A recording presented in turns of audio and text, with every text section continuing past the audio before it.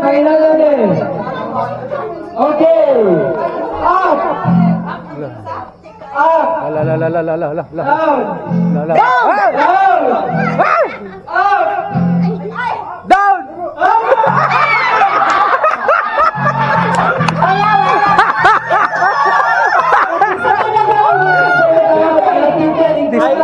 I lost, guys. I lost.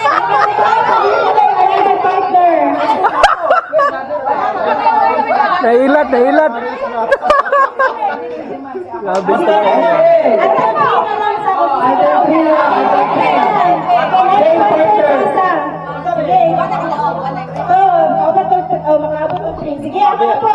One na ka.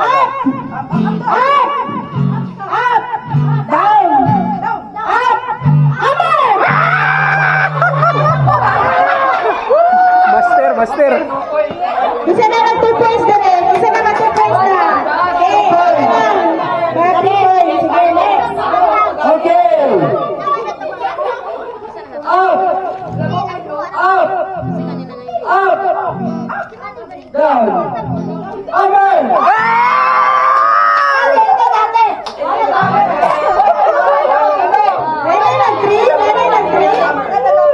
Okay ra mo, okay ra. Ready? Down. Down. Down.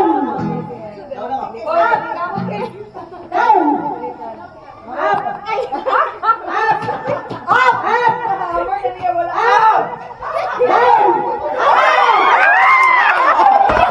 Ay, una-una.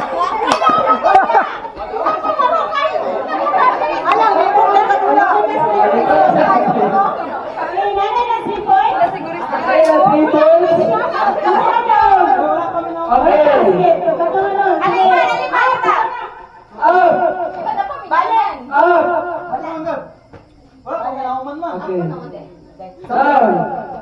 Down. Up. Up. Amen.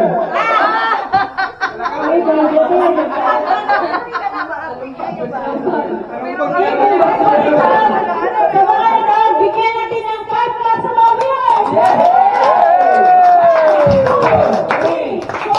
5. Okay, salamat sa inyong participation for tonight's game. Sige, before na bumukan sa ato worship, ang matalas ako sa inyo ato mga interview. Kung sa inyong sila-expect sa karong team building 2025. Yes, sa mga napildi din na side. Ano, Beka? O, sige, Japon. Ano ba gina-expect na 2025 at team building? Hello? Akong district ay Sada o and dapat mag-enjoy lang tanan, dapat mo involve ang tanan sa mga activities. Alright. Itong yung ginagawa po sa uban. Okay, mamili ko na yung side. So, pwede akong pilion kay Steve.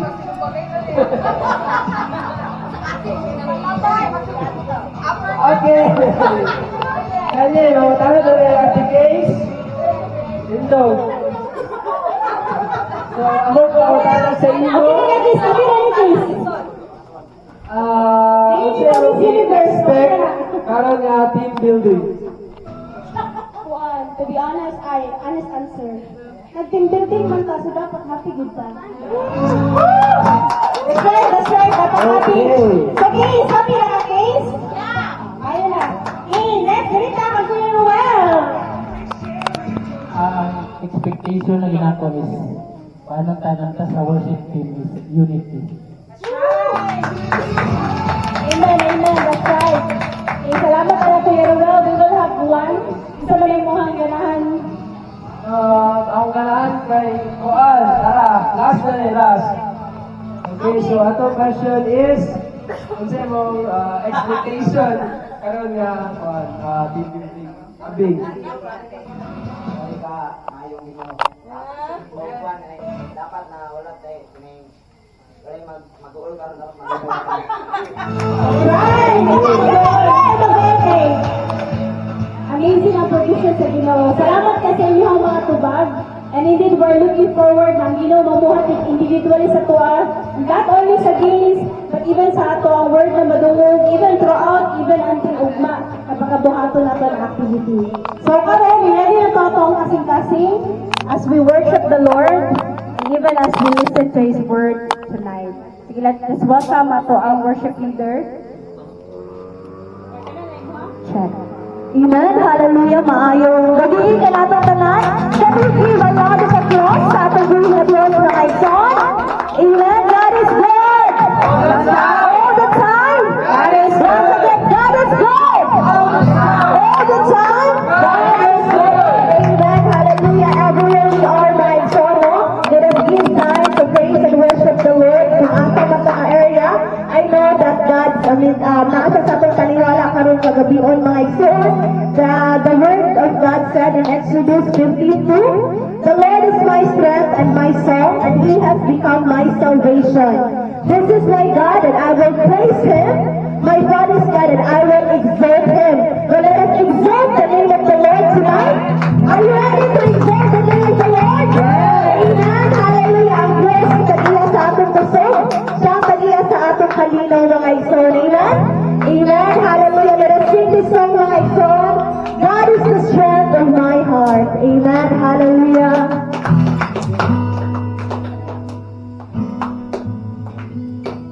Yes, Lord. Hallelujah, God. God is the strength of my heart. God is the strength of my heart. God is the strength of my heart and my portion forever. God is the strength. God is the strength of God of my heart. God is the strength of my heart. God is the strength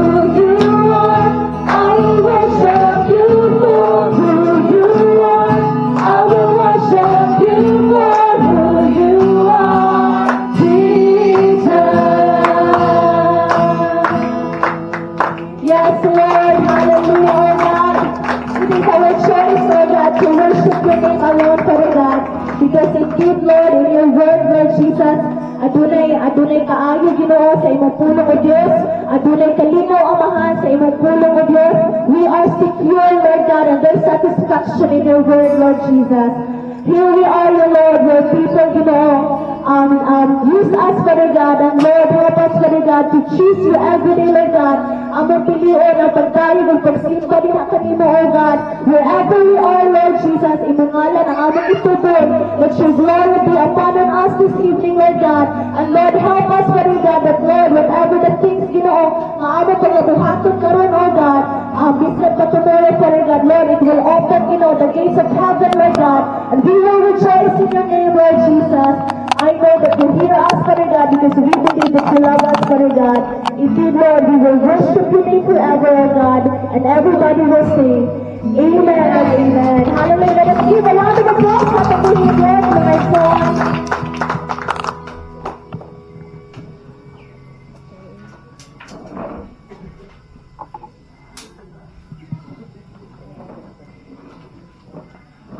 Okay. Ini po yung pelangisa.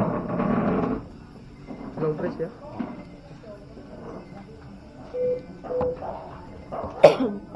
Hey, hey, hey! Bulingi naman si sis Apay anong hihihi na yun.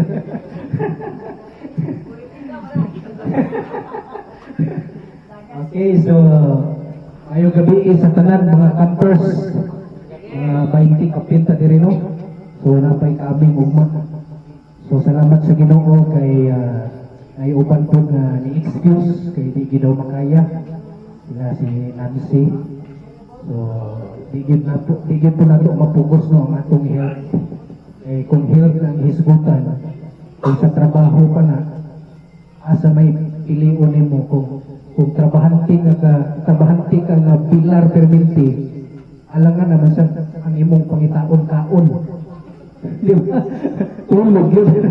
Tulog hindi mo pangitaon. So, I've been anak na mga situation na isuon atong dito ako sa ining manukan na trabaho pa ko og manok nang ga-distribute sa mga Jollibee, sa mga food chain ba. So kami ang mga gakuan anak, hiwa-hiwa anak para nga ma-distribute yun sa food chain niya. Si Ruel, pila na ni ka Florin iyang gihilapos dito sa among gitrabahoan kay di yun may pwede makasulod kung dili malimpyo ang among tiil, among kamot, among naon. So kati buhok na mo, puntos yun. So ka-experience kita ko ni Roel sa una nga trabaho, mas pilion gini atong mahago siya. Kay kung trabaho nga relax kayo, makatulog mo ka. Makatulog yun yun, as in. Kaya mangita di kagkuhan niya, trabahoon nga hago, katong alahon ng manok, tindahan ng manok niya sa kuhan, butanganan ba, ihubol mo na siya dito para muhumok, naka-ice mo na, ikan na dito sa kining frozen section yun. So, ihumol ko dito, din alahon, din ibutang ang manok na po dito sa katong kining slice sa iyahang ulo, sa iyahang bukog, kanan. So, hangtod na na proseso gid ana. So, napil na ko si Ruel ato ng time. So, nakakita kong diskarte po na ito na, uy, nice ning style ni Ruel, okay. Iyang pangitaon ang mahago siya.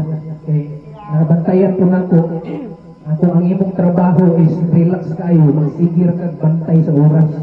Diba? So, kinsa mga tabante diri na feeling nimo murag way kahumanan ang adlaw sa imong pagpanarbaho kay murag wa kay ka nahago nya sigir kag tan-aw sa oras. So ang teknik ana pangitaa ang mas hago nga trabaho kay di nimo mabantayan ang oras. So ganun lihok ni ka pinipila imong utok ka lihok gyud. So anyway, so at least naata tanan karon diri. Then nag-desire man ta nga ma-restore ta, ma-renew ta, ma-refresh ta. Diba? So, dili na lang ng word nga revival. Dili yun ay nakarealize yun ko na sa word pa lang yun nga revival, murang para kina siya sa mga patay nga Kristohanon. Okay, nga nung gusto man mo i-revive, may kung sigikan na matay. So, ayaw na mo gamit anong word nga revival, may soon. Usahay, makapangutana ta, makareklamo ta ba nga unsa man ang simbahanan niyo may revival. At tutaan ng mga pisagusok na may revival. ang street nga istorya din anak ngano gusto kag revival kay namatay ka. Dili revival next na kun dili renewal, refreshing diha sa Ginoo. I-ignite ang atong kalayo diha sa Ginoo. So kung revival patay na ta anak murag as in murag spirituality na gyud ka. Kung ang another term pag anang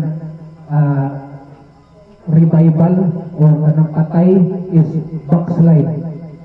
Maapagi mas worse sa backslide. Diba, may mukag na backslide na kumay. So ikaw anak, mura na kag naluya na ka spiritually, di na kagaampo, wala na sa imo priority ang pagsimba, ikapoy na ka, burden na sa imo ang ministry. So backslide ka, pero naay mas worse pag sa backslide. Karang gitawag nga apostasy. So, apostasy gani rin so kung nana gani ka sa state nga nana ka sa apostasy nga period sa imong pagka-Kristohanon, meaning to say imo na yung i-reject ang pagpamuhat sa Ginoo. Rejected na yun nimo ang ministry. Hinay-hinay lagi kang excuse ana. So bantay atong mga murag imong mga wala sa ko, pahulay lang sa ko. Bantayin ng pahulay lang sa ako. Kay mapadulong din ang backslide, hangtod hanggang sa backslide, apostasy na na yun. Meaning to say, wala na gyud sa imong mind ang mga buhaton na kasama niini. Murag ang imong hanguna ana is, maura mangyahaponis tagay-tagay ni. Maura mangyahaponis ka ng inom-inom na mga pilusit inani. So bantayin ginamaigsoon. Okay, so itagaan kong topic dire sa atong director uban sa iyang pinalangga na asawa entitled In Sync for His Glory, or in other words, in sync with God for His glory.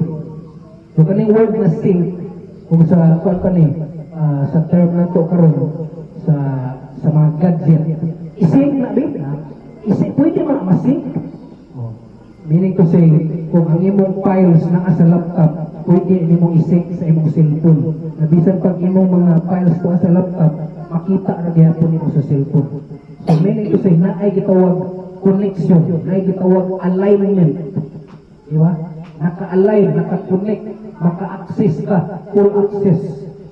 So in sync with God for His glory. So natay mga diskusyon ani karon diri, mangutana gyud ko sa inyo ani kay imo ko na to ni silbi praktikalan na team building. Wala tayo kuan ani wala tayo tago-tago ani sa atong mga emosyon, wala tayo tago-tago sa atong mga thinking na to usahay, na usay mga reservation atong mga unang ba. Murag sa inyo karon naminaw mo karon na murag ang imong gusto imo lang yung dawaton ang mga positive na akong isulti. Pero kung mga negative, reject ko. Kasagaran na pag yun sa consider na itong negative ka ng badlungon ka. Kung wala lang bitaw ng word, bitaw ng correction sa Bible, diba ang pulong sa Ginoo, teaching, rebuking, correcting. Kung wala lang ng rebuking o correcting, mas bitaha pa siguro itong warning.